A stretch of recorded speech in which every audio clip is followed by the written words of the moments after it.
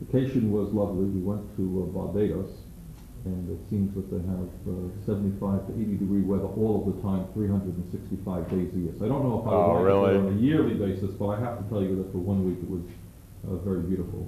So I'm feeling all perked up, and needless to say, the election results, not only my staying here, but the fact that we've gained some more automatic support, and perhaps most importantly, the fact that all of our initiatives on the ballot were passed are going to make this year and I think next year very, very exciting years. It's one thing to win, but if I had won and then everything that we had fought for had been defeated, it would have been somewhat of a bitter victory. So right. I think people are feeling, there was an article, every now and then the Free Press has an article with a good headline on it, and that the headline they had the day after the election, or 2 days after, was a good one. I think people are feeling very good and very proud about Burlington. There's a positive attitude in the air.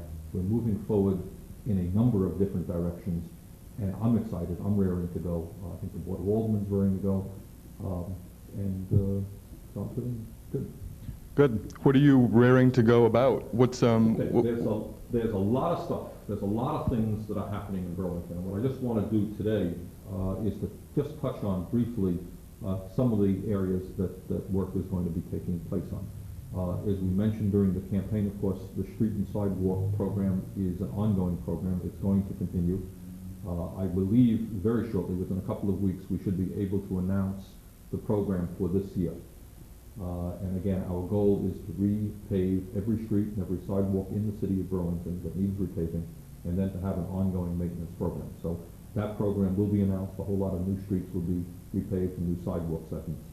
Further, the sewer improvement program and the wastewater plant improvement program will be accelerated. There will be more work being done this year on that. And of course, the goal there is to do away with the backup problems that many people have been having in their basements. I think many people understand that the sewer system in Burlington is very, very antiquated. A couple of years ago, we passed a $23 million bond issue to deal with that, and that's what we're doing now. We'll see more work being done on that program this year than last year. So we're making progress there. In terms of infrastructure improvements, also as a result of the passage of the $2.9 million bond issue, we're going to see a lot of nice work on the waterfront. And that, I think, what you're going to be seeing in the next few years is just a whole lot of activity down on the waterfront. We're going to be attempting to bring people down on that waterfront. And probably there's no area that's more important and that I'm more excited about than finalizing the dream that many people in the city have had for decades of having a vital, alive waterfront where thousands of people enjoy. You and I were down a month or so ago. Yeah. Remember that? Yeah, on the ice. It was a freezing cold day, and we were down there, and just hundreds of people were ice skating, sledding down the waterfront, and it was really nice. That gave you an idea, a glimpse of what that waterfront could be as a recreational activity for people.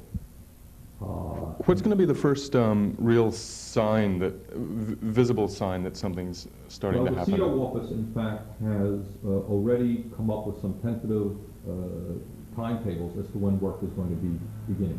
Some of the work will begin just as soon as the weather warms up. Other work is going to have to be take a little bit of time.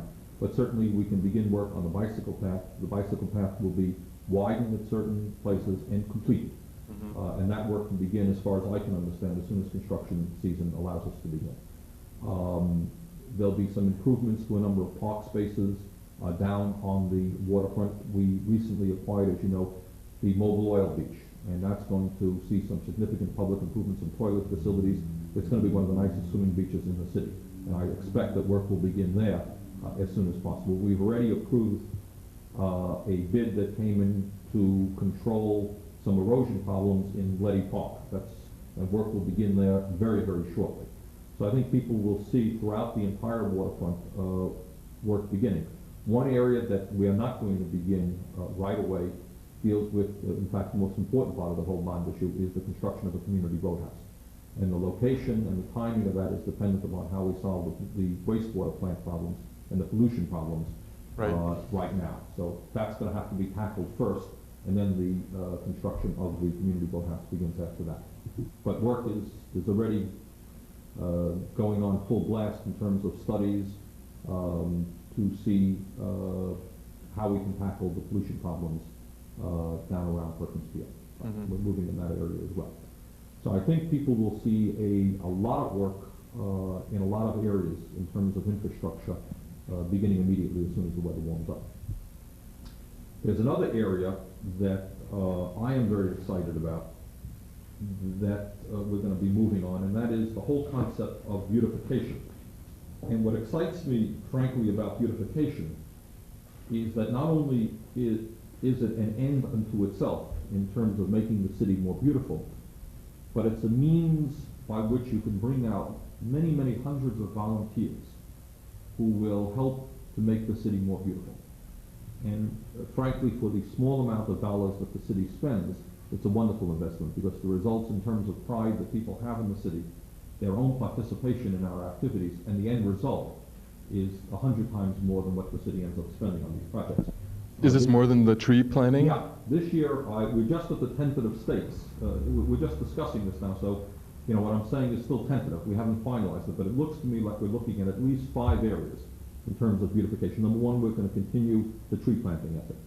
As you know, in the last 3 or 4 years, we must have planted approximately 2,500 trees all throughout the city. And I think as the weather warms up and the spring comes, people are going to see a lot of green from Main Street into every neighborhood in the city that we haven't seen before. The cumulative effect of 3 years of planting, I think, will be seen more apparently now than before. So tree planting will continue, and what has to be determined is what major thoroughfares we want to work on, as well as what kind of, in what neighborhoods do we want to work on. And we're going to need a lot of volunteers for that. People will have the opportunity to call in City Hall, and tell us, you know, if they would like a tree, and we'll do our best to accommodate that. So that's an ongoing effort that we're going to continue. Second of all, we want to do a more vigorous cleanup effort. We do cleanup every year, and the tentative date that we've selected on that is about May 2nd, and we're going to need a lot of volunteers for that as well. Great. Boy, I've been noticing a lot of the trash. Yeah, especially now when the snow Snow melts and precisely, you see what there comes the trash. So what we want to do, and we'll coordinate that with the Public Works Department, is clean up our beaches, clean up the downtown area, clean up the green belts, maybe do some lawn mowing. But there's a whole lot of work that has to be done, and we'll need some help to do that. Thirdly, we would like to, in addition to the trees being planted, we would like to plant a lot of flowers this year, flowers and plants. We have begun to do more of that in the last few years. If any of the viewers have been to cities like Quebec City, in Quebec, what you're astounded by is just the beauty of the city in terms of flower bed after flower bed. And we're very excited about that. We have begun to do that. Some people may recall that right across the street on Battery Street from the Radisson Hotel, there were some beautiful beds of tulips. Yeah, I got some nice shots of those. Right, and out at Szymanska Park in Ward 1. And in various other areas of the city, we have begun that process. I would like to see that accelerated because it's really inexpensive. And it just, you know, blossoming flowers are just breathtaking. And so that's an area that we want to get into. We're going to, again, need the help of a lot of people. The city can supply the plants and the flowers and the seeds, and we'll just need people to help out on that. Tentatively, that date is scheduled for May 30th. And something else that we did last year that we want to continue on is we held a very successful beautification contest for people who wanted to basically plant their own gardens. And we wanted to expand that to the business community. We gave out some awards for some really, really lovely home gardens that people had. They did the work themselves, and we want to encourage that. So we'll be having more information on that. And lastly, we want to do something that we've just done a little bit of in the past, is there are areas of the city where people just don't have a whole lot of money who would like to paint their homes. And I think the city is looking at the possibility of making free or inexpensive paint available to those people, and also working with volunteers and the Land Trust and maybe the Youth Employment Program to get young people out to help people paint their homes on. Those are 5 separate ways that we think we're going to have a good impact on beautification efforts in the city. Great. What's next? Well, what's next is clearly the issue of housing. And I know that I want to congratulate you and others who are working with you on Public Access TV for highlighting this problem. Housing remains a very serious problem in the city in terms of providing affordable housing, not only, of course, in Vermont, but in almost every section of the state of Vermont. And it's a national problem, it's a state problem, and it's a city problem. And I think all that I want to say right now is that there is no issue that is going to be given more energy and more thought than the issue of housing. And we are going to do everything that we can to work with the banking community, to work with the state, to work with our own land trust, to provide more affordable housing and more tenants protection in the city of Burlington. One really exciting program that we're going to be discussing at greater length is that for the first time we have gotten a significant sum of money from the city employees' own retirement fund to go directly into land trust. We got $1 million. An agreement was worked out between the retirement fund, which now has approximately $25 million in it, and the land trust, which will enable the land trust to purchase a number of buildings, rehabilitate them, and lease them out as they do on a long-term basis to families who are in need of affordable housing. How do you get money out of a retirement fund for housing? How does that work? Well, the story there, it's an interesting concept, and it's one that is being thought about all over America. In fact, I just read in the paper today being Friday, Jesse Jackson was out in the Midwest, I think, talking about the concepts like this. Throughout America, the unions and other organizations have literally billions and billions of dollars in retirement funds. These are the funds that are available to pay off retirement benefits to employees when they retire. Mm-hmm. And what has been a subject of real interest and real debate is how is that money being utilized? And a very funny story occurred. The unions, in fact... I mean invested. Yes, how it's invested, right. Okay. Now, historically, what's happened with that money is the unions and everybody else has basically given it over to money managers to make as high a rate of return as they could, which is not unreasonable. It's been invested in the usual manner. Okay, here's $5 million, earn me the best rate of return you can, and they've gone to the conventional money managers to do that. Right. Now, the problem there is that for the unions themselves, that money has not been used in a way that will benefit American workers. Okay? They have said basically use this money in any way you want it. And the ultimate irony occurred when the AFL-CIO, the unions, discovered that some of their retirement money had gone in to help build what they call the Right to Work building in Washington, which is the head of the anti-union movement in the United States. So the union's money had gone in to build the headquarters of the anti-union movement. And when that crystallized the stupidity of their investment policies. So now there is a whole lot of discussion which says two things. Number one, how in fact can we get the best rate of return for the retirement benefits of our workers? But second of all, how can we use that money to create economic development projects which will enhance workers and communities today? And so what we did in a whole lot of discussions with our own retirement board, who necessarily and correctly are concerned about getting a good rate of return on their investment. But I think we worked out an agreement by which they will get a good rate of return, but also the community benefits, in this sense, through affordable housing.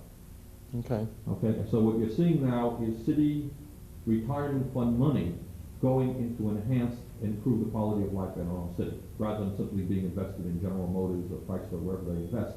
It's now staying home, providing jobs for our own people, and creating more affordable housing. And that's clearly the direction that we want to examine and look at in the years to come.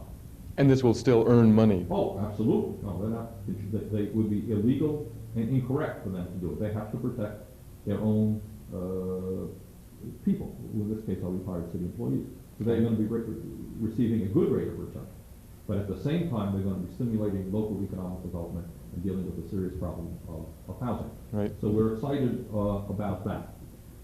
And there are a number of other areas in terms of housing that we want to be looking at.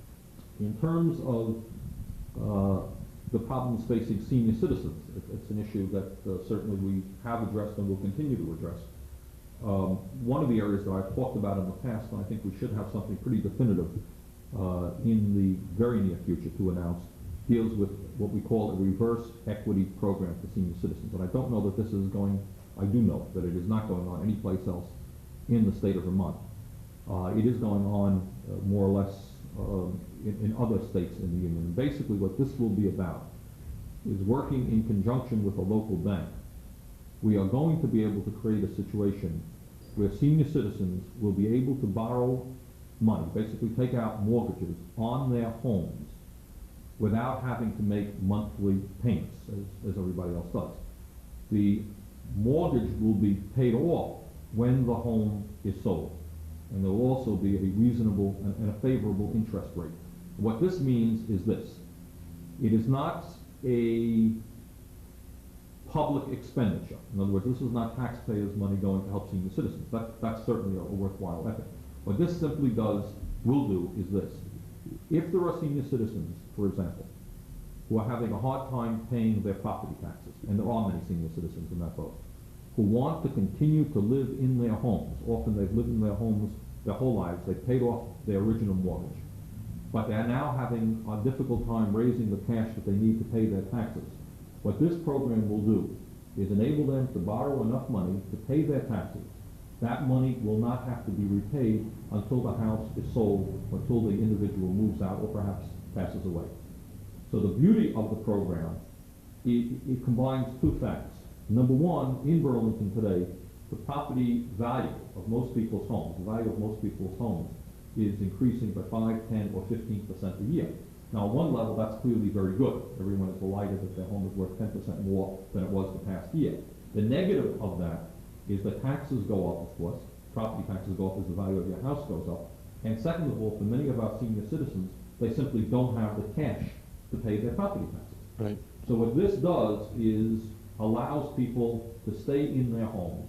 The money does not have to be paid off. The loan does not have to be paid off until the home is sold. But we'll have more specifics on that. But that's a program that we are working on. Where would the banks even begin to think that that's a good deal?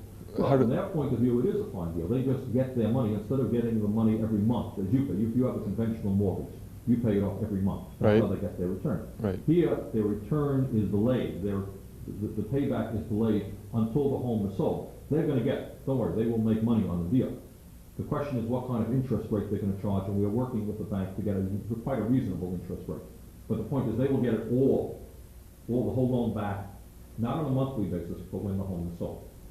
So they're not going to lose any money. But it's a program that exists. Similar type programs exist in Connecticut and I believe in California. It does not yet exist in Vermont. I think we'll be the first community to do it. What happens if someone, if after the elderly person dies and they want to leave their home to, is that That's the price is going to be deducted. Let's just say, for example, that a home. But what if it's to someone who doesn't have, so after that final sale, the money, that building has to be sold. I mean, some money has to be. Right, that's right. When that house is sold, let's just say it's sold for $80,000, and the person owes $10,000 to the bank, then the $10,000 is deducted from it, and that is repaid at that point. Okay. Okay? Yep. So that's an area that we're going to be looking at. We are going to maintain very strongly, and I know there are people who don't agree with me on this, but nonetheless, that is my strong feeling, our concern on national and international issues. In fact, if I'm not mistaken, within a couple of weeks, there is going to be a very nice series of events here on Central America that are taking place in the city of Burlington. The ambassador, the Nicaraguan ambassador to the United States will be here in Burlington. And I applaud those people who have put on that function. I think there's going to be some functions up at the university, and there's some people here in the city of Burlington have been actively involved in this for years. And I think that that's important. I'm very proud, very, very proud of the fact that, as you know, some 8 to 10 people from Burlington have recently gone to Nicaragua, to Puerto Cabezas, to help build a playground there for the children. And I just think that that is absolutely fantastic.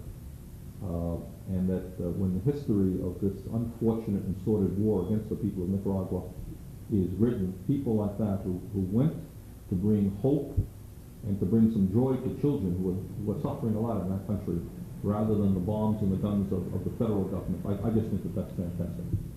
And in one way or another, we'll be acknowledging the work done by those people. It's done a very brave and decent thing. You know, Roger Ellis, that veterinarian down in Virgins, he just came back from a veterinarian trip down there, and I've just been working with him on putting a video together, and and it's just filled with all these farm scenes from all the rural areas. Did he videotape them? Yeah, and it's just amazing how what their life is like. It's just nothing like here. Just I mean, and to think, I mean, I don't want to turn this into a big thing about it, but just the contrast between the way they live and what they're supposed to be trying to do to us is, I mean, it just doesn't make sense. Well, I think, I mean, if there's anything that's positive out of all of this, what is Iran and Nicaragua scandal that Reagan is having to deal with, is the absolute lies of this whole policy that have gone on for the last 5 years. It's a lie from beginning to the end.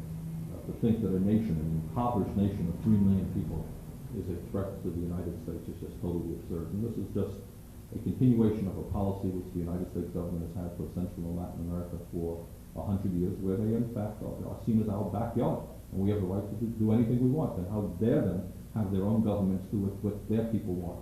Yeah. They don't have the right to do that. We have the right to destroy them.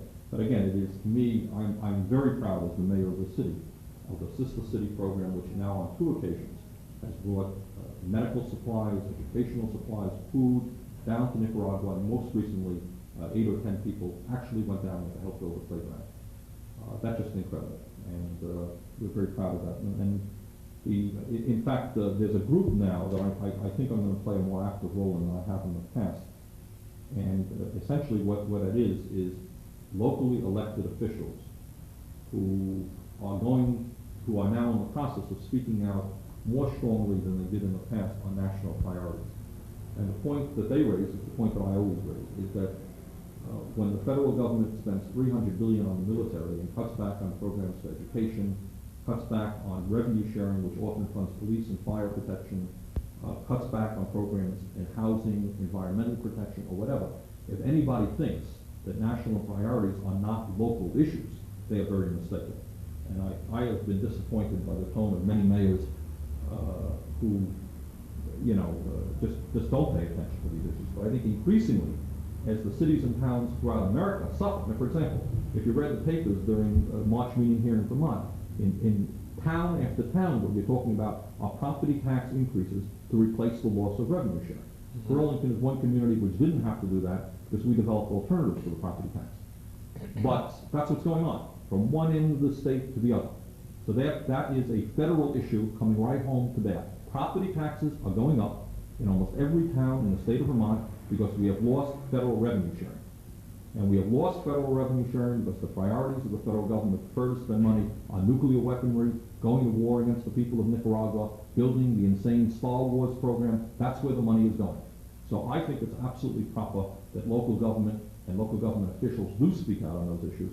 There is now an organization which I intend to play a more active role in, which has that focus. Is that a national group, or? Yeah, it's a newly formed national group, and it's called, I don't know what it is called. It's local elected officials, and they have a national, they have people from one end of the country to the other. Not a whole lot yet, but it's a group that I'll see what I can do to help build up here in New England. Neat.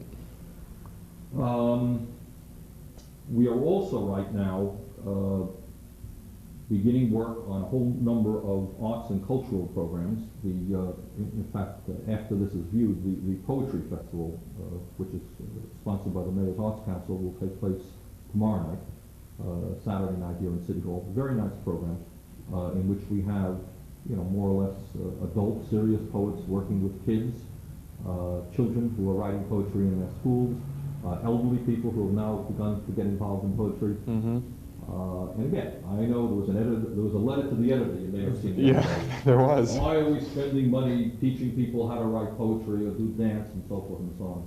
And I believe in it, and I believe that the overwhelming majority of the people in the city of Burlington believe in it. We are going to repave our streets, and we do have a good police and fire department, but you know, life is more than that.